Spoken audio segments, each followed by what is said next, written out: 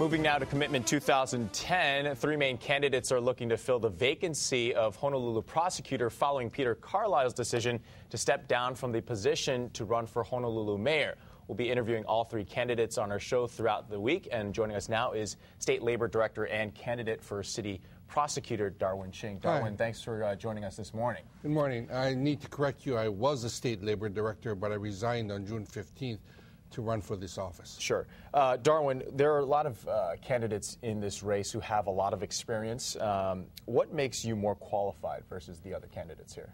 I see the question as who can best protect the people of Hawaii, and I can do that because I have a 4-point plan that needs to be implemented. First, I've gone to coffee hours, talked to all the residents, and they tell me that the first issue that they're concerned about and that we've not worked on is the home invasions. They're worried about being broken in when their children or their wives are at home.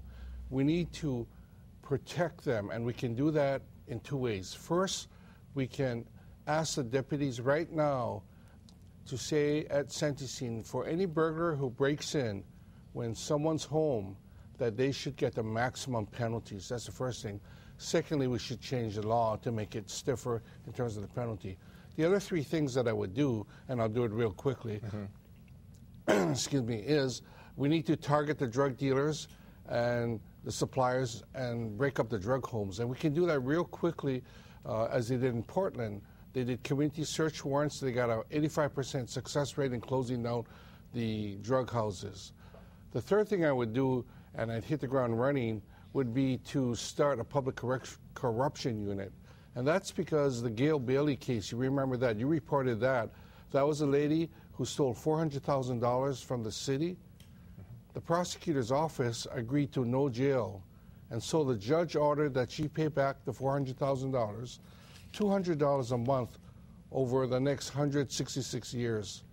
Something's wrong with that. That happened just in August. We need to relook at how we're prosecuting public corruption cases. The final thing I do real quickly is that I would advocate and enforce a no-sit-lie prohibition on our city sidewalks. It's become a problem, and nobody's doing anything. Somebody has to step up to the plate and do it. Let's talk about some recent ads that your campaign has been airing on television. What are you accusing Don Picaro and Ken Kaneshiro of? There was one ad that said Don Picaro, quote, "there's misconduct." What kind of misconduct are you talking about? I'm not accusing anyone of anything. What I'm doing is telling the people what's out there. That what you're talking about is an ad, is a newspaper article that was reported on June 30th, and the headline says, "Misconduct cited in overturned conviction." And that's what was reported by the Star Advertiser. What they said is Don Picaro's misconduct caused murder conviction to be overturned. That's not an accusation. A prosecutor's job is to tell the evidence to the jury, in this case the public voters. If they don't have all that information, they can't make an informed decision. So it's not an accusation at all. With respect to Mr. Kaneshiro... Yeah, earlier I said Ken Kaneshiro, I meant Keith Kaneshiro. Right. What are you saying about him in the ad? Well, what I'm saying about Mr. Kaneshiro, and these all come from the documented ads and also from the different letters that were regarding those incidences. What happened with Mr. Kaneshiro is he did an investigation, and there was $700,000 overspent in the investigation. That shows his experience. He's been saying that...